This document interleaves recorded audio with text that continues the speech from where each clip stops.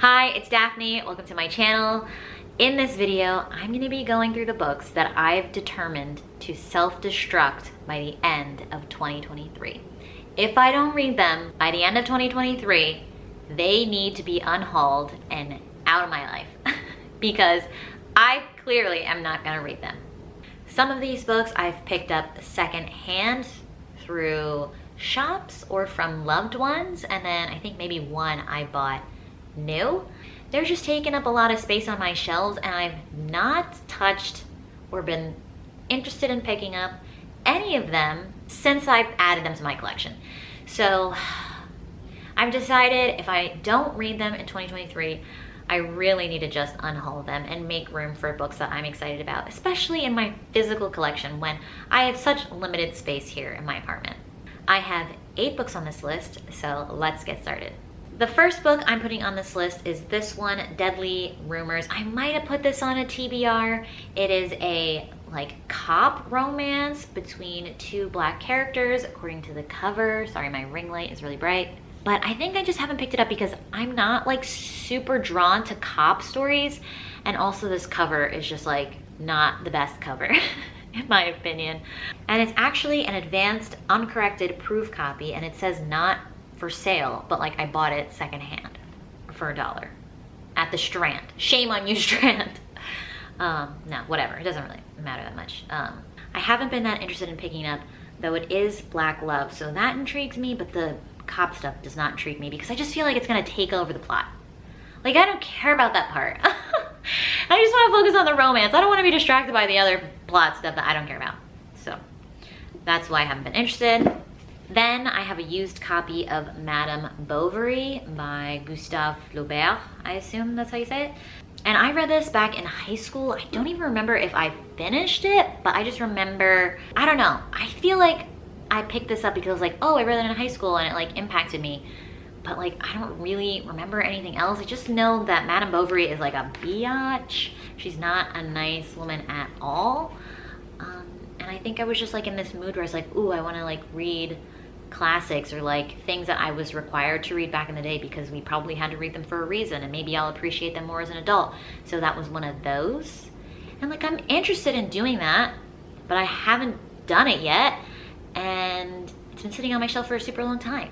So if I'm gonna force myself to read it, it will be in 2023, and if I don't get to it, maybe it wasn't meant to be.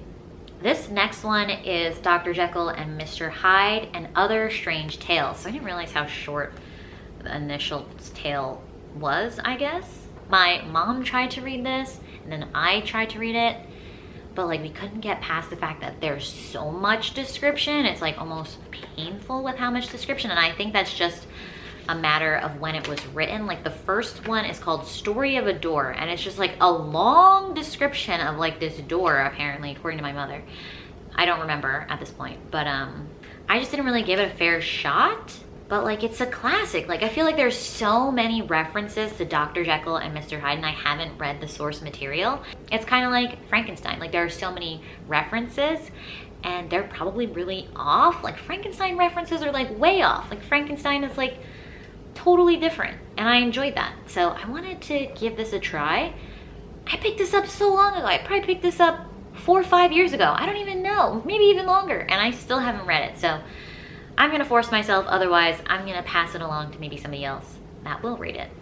Another one I have is Girl with a Pearl Earring. I definitely took this from my mom's collection. I think she really loved this. I have no idea what it's about. It's a historical for sure. The character, apparently she's 16, the artistic vision, a sensual awakening in Holland in 1660s, yada yada yada, this most celebrated painting. Everything that I've taken from my mom, I'm pretty sure she said she really liked, so that's why I have it. But I don't know. I feel there are historical novels that I've tried to read in this kind of style that I just didn't like, where it's these young girls. And obviously things are different back then, but it just gives me the ick sometimes, and I've been put off by those other books, so I haven't been reaching for this one. But if I don't read it, like I said, I'm gonna give it back to my mom, and she can keep it in the basement. Okay, this one I know people really love. It's Memoirs of a Geisha. This one I actually will be disappointed in myself if I don't read. Like, I need to prioritize getting this done. I think it's gonna be really eye-opening for a time period that I don't know that much about in Japanese culture. It's another historical, and I'm very intrigued, and I'm just interested, and I'm interested and motivated because I know people really love it. But if I don't force myself to read it, it's gonna still be unread in 10 years. This one here, 100 Flowers, I'm fairly confident Chase owned this, and I feel like he finished it when he was in high school and absolutely loved it. This is a Asian story. I think this is another historical. Apparently that's my thing. If it's historical, I'm not reaching for it like crazy. I don't know why. Like, I love historical romance, obviously, because of the romance. Those tend to be like Regency, like England. But some of the other historicals that if I haven't heard people talking about it as much, I don't like have a driving force to read it. But like, he said he really loved this, so I think it'd be cool to read it so we can have that in common, and maybe I can like have like a moment of discussion with him or whatever. I think that would be cute. But if I don't read it, I'm gonna be like, hey babe, you can have this back. We can put it on the bottom shelf where your stuff is, or we can like donate it to somebody else. I don't really know what it's about, but I think it's about like censorship. I think this is Chinese. Maybe it's an epic. There's, even just reading the synopsis, there's like a lot going on. I have no idea what it's about, but I guess we'll find out. Maybe.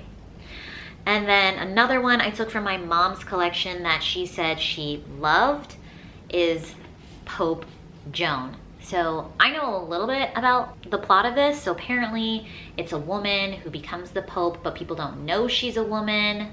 For 1,000 years, her existence has been denied. Pope Joan, the woman who disguised herself as a man and rose to rule Christianity. So that actually sounds really interesting. Out of the ones I've shown you so far, I'm the most intrigued by this one. Oh, the font is so small.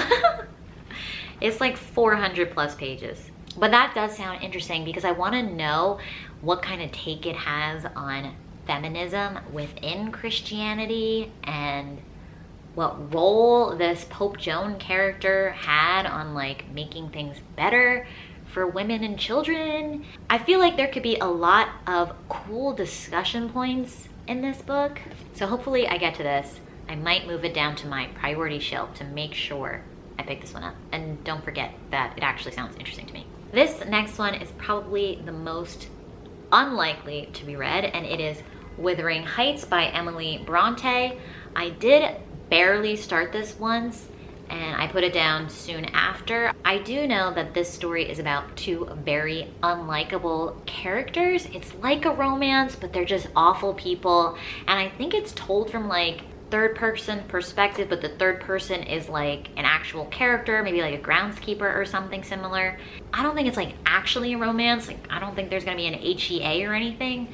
So it's like, why do I don't know. I just don't like reading about unlikable people. Like, I can understand reading flawed characters like the Poppy War, even though it's difficult.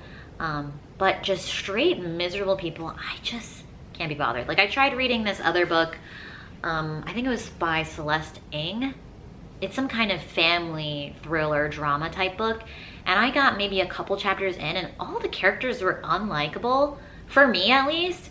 And I just like, why? I'm like, I can't suffer through this. I don't want to suffer through unlikable people. I'm reading for fun. I don't want to be tortured by unlikable idiots. So, but I could be wrong. I could be wrong. So maybe at some point I'll be in the mood to give it a shot, but not that likely. It's less than 300 pages, so it wouldn't hurt to read it necessarily. Time-wise, maybe, if I don't know. It might take me like a whole month to get through it if it's that painful, but it's short. All right, so those are all the books on my self-destruct list. If I don't read them in 2023, they are done out of my life. If you enjoyed this video, please give it a thumbs up and subscribe down below if you haven't already, and I'll catch you in another video. Bye!